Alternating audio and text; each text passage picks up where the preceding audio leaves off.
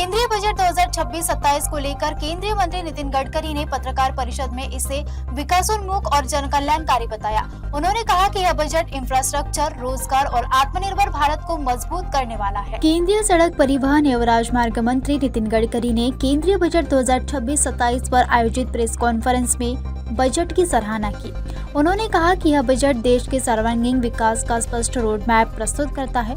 गडकरी के अनुसार इंफ्रास्ट्रक्चर विकास को बजट में सर्वोच्च प्राथमिकता दी गई है, जिससे सड़क, परिवहन और लॉजिस्टिक क्षेत्र को नई गति मिलेगी और रोजगार के अवसर बढ़ेंगे। उन्होंने बताया कि बजट में किसानों, युवाओं और मध्यम वर्ग के हितों को विशेष ध्यान में रखा गया है। कृषि, ग्रामीण विकास और स्वरोजगार को बढ़ावा देकर गांव की अर्थव्यवस्था को मजबूत करने का प्रयास किया गया है। गडकरी ने यह भी कहा कि हरित ऊर्जा, वैकल्पिक ईंधन और स्वच्छ परिवहन पर बजट का विशेष फोकस है, जो पर्यावरण संरक्षण के साथ ऊर्जा आत्मनिर्भरता को बढ़ाएगा। चेन्नई से बेंगलोर, दिल्ली से वाराणसी और वाराणसी से सिलीगुड़ी, ये बहुत इम्पोर्टेंट है। तो एक प्रकार से बहुत बड़ी उपलब्धि होगी। ये वंदे भारत जो ट्रेन है, ये बहुत बड़ी संख्या में बढ़ रही है और लोगों का चॉइस भी अब लग्जरी बस के बजाय वंदे भारत ट्रेन से है। मुझे लगता है कि इन सब के कारण डायरेक्ट जो नेटवर्क है रेलवे का, ये बहुत उपयोगी होगा। उसके साथ इसमें 2 टायर 3 टायर जाने के लिए साधारणतः मध्यम वर्ग और गरीब लोगों को भी इसमें उपयोग होगा। 20 नए राष्ट्रीय जलमार्गों को विकसित करने की बात की है, जो माइनिंग सेक्टर, स्टील, पावर को उपयोगी होगा। शिप हमारे यहाँ नहीं बनते हैं, अभी विशेष स्कीम बनाई है, तो शिप बिल्डिंग इकोसिस्टम विकसित होगी और इनलैंड वेसल्स के लिए शिप रिपेयर इकोसिस्टम भी बनेगी और 10,000 करोड़ का कंटेनर मैन्युफैक्चरिंग इकोसिस्टम भी बनेगी। इससे बिजनेस तो बढ़ेगा, कॉस्ट भी कम होगी और रोजगार निर्माण होगा। बाद में सी प्लेन जो है, हम भी नागपुर में कोशिश कर रहे थे कि अंबाला से प्लेन निकले और मुंबई के समुद्र में उतर जाए और मुंबई के समुद्र से में उतर जाए। तो इस बार सी प्लेन के लिए BGF स्कीम आई है। इसमें वायबिलिटी गैप फंड है, इसके कारण देश में सी प्लेन की सर्विस शुरू हो जाएगी और ये टूरिज्म को बढ़ावा देगी और एक नया पर्यटन को फायदा होगा। जलमार्गों में और 20 जलमार्गों को नई मान्यता मिलकर काम शुरू होगा। इससे लॉजिस्टिक कॉस्ट कम होगी।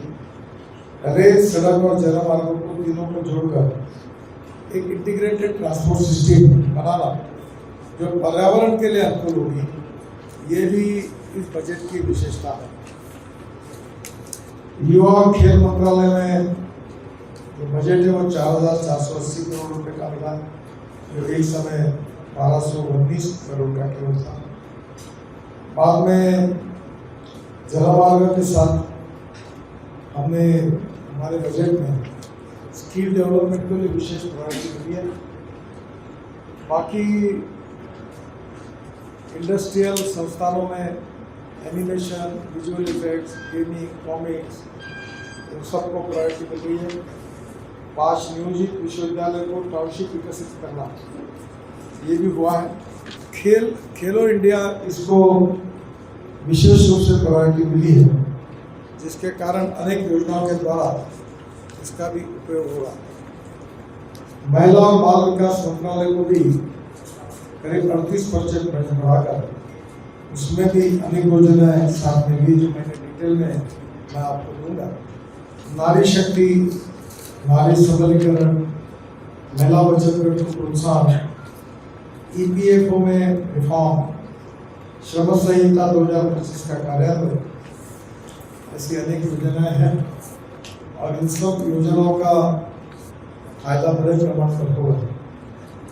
महाराष्ट्र को इस बजट में काफ़ी निधि जो मिलता है उसमें बढ़ोतरी हुई है। करीब आर्थिक वर्ष में महाराष्ट्र के लिए करीब 89,855.80 करोड़ रुपए ये तरतूब हुई है और निश्चित रूप से ये 25-26 में 50,511 थी। 2014 से 26 में आज हस्तांतरण के लिए 5.83 लाख करोड़ रुपए और अनुदान के लिए 3.66 लाख करोड़, तो महाराष्ट्र के लिए भी बहुत बड़े प्रमाण पर निधि प्राप्त हुआ है।